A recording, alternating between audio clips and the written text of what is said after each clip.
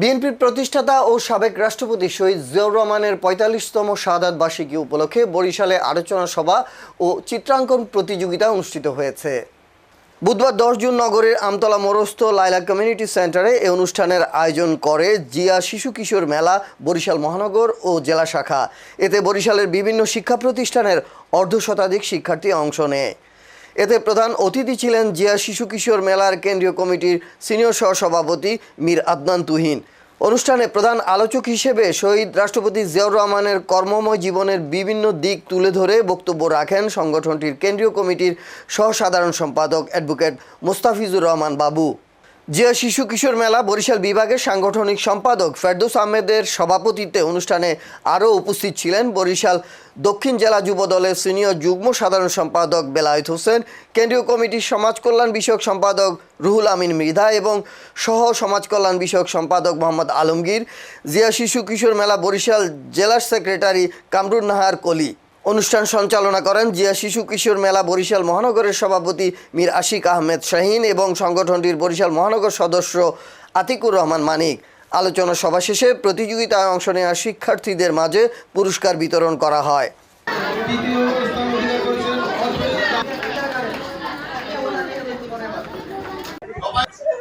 সবাই ভোকেটায় ধরো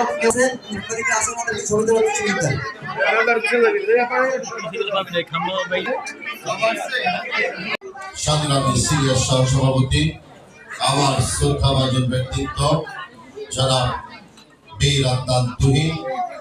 আজকের সবাই সাংগঠনিক পরিষদ বিভাগ তো জিয়াউর রহমানের ৪৫তম শাহাদাত বার্ষিকী উপলক্ষে আমাদের যে চিত্রাঙ্কন প্রতিযোগিতা, এটা মূল কাজটা হচ্ছে আমাদের যে বিগত ১৭ বছরে আওয়ামী ফ্যাসিস্ট সরকার বাচ্চাদেরকে বিভিন্ন রকমের ভুল তথ্য দিয়ে বাংলাদেশ সম্পর্কে ভুল করে জিয়াউর রহমান সম্পর্কে ভুল তথ্য দিয়ে বাচ্চাদের মেধাটাকে ওইভাবেই করছে।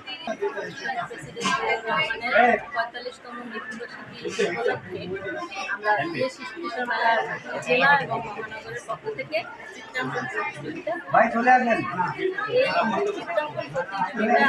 মূলত শিশু সংগঠন মেলা আমাদের কাজ হচ্ছে শিশুদের মানসিক বিকাশ, মেধা বিকাশ এবং যে ধরনের প্রতিভা আছে তাদেরকে একটা প্ল্যাটফর্ম তৈরি করে।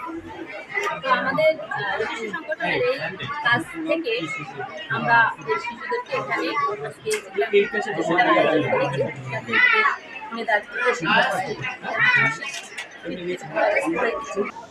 এই শহীদ প্রার্থীর রাষ্ট্রপতি জিয়াউর রহমান সম্পর্কে অনেক কথা বলা যায়।